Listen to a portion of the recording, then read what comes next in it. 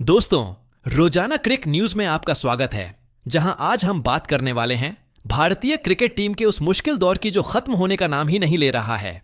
Ireland के खिलाफ series हारने के बाद अब टीम इंडिया को इंग्लैंड के खिलाफ भी T20 सीरीज गंवानी पड़ी है और लगातार मिल रही इन हारों ने न सिर्फ टीम के प्रदर्शन पर सवाल खड़े किए हैं, बल्कि ड्रेसिंग रूम के माहौल को भी पूरी तरह से हिलाकर रख दिया है।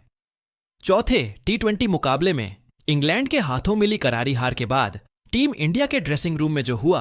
उसने हर किसी को चौंका दिया।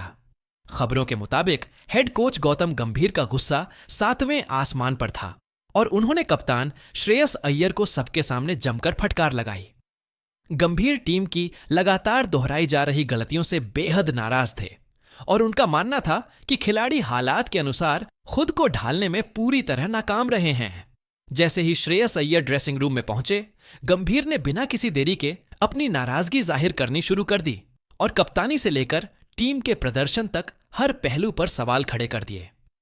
उन्होंने साफ शब्दों में कहा कि यह कोई IPL नहीं है जहां सिर्फ बड़े शॉट खेलकर मैच जीते जा सकते हैं, बल्कि अंतरराष्ट्रीय क्रिकेट में दिमाग और तकनीक दोनों का इस्तेमाल करना पड़ता है।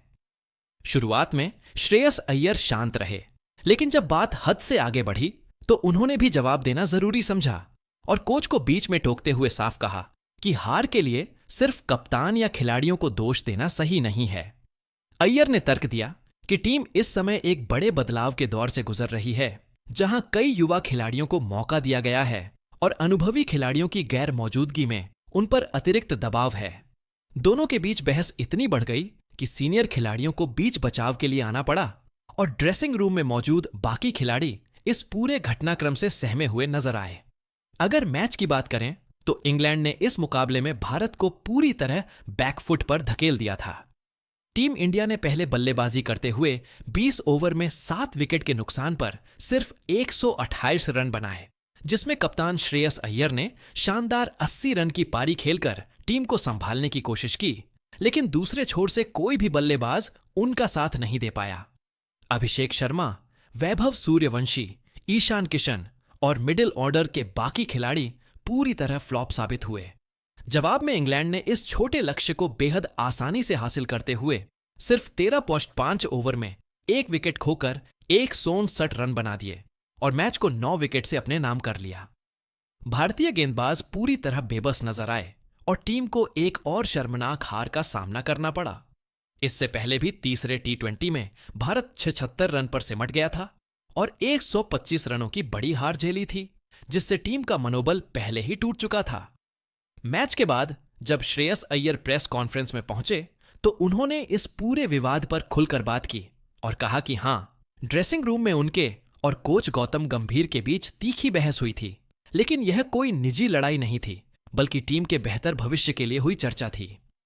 अय्यर ने कहा कि जब आप लगातार हारते हैं तो भावनाएं उफान पर आ जाती हैं और गंभीर जैसे जुनूनी कोच के लिए हार को स्वीकार करना आसान नहीं होता। उन्होंने यह भी कहा कि एक कप्तान के तौर पर उनका फर्ज बनता है कि वह अपने खिलाड़ियों के साथ खड़े रहें और उनका आत्मविश्वास बनाए रखें।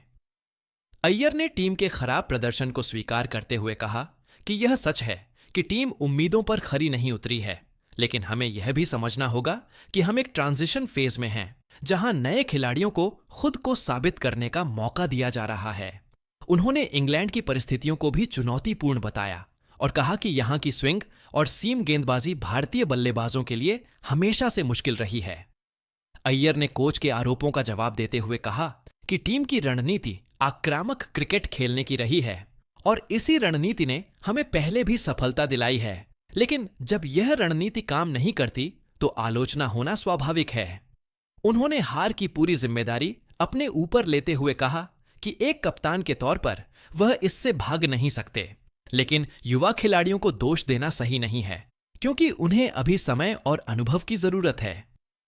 टीम चयन और कप्तानी के फैसलों पर उठ रहे सवालों पर भी अय्यर ने जवाब दिया और कहा कि मैदान पर लिए गए फैसले परिस्थितियों के हिसाब से होते हैं और बाहर बैठकर उनकी आलोचना करना आसान होता है। उन्होंने यह भी माना कि जसप्रीत बुमराह और हार्दिक पांड्या जैसे अन्य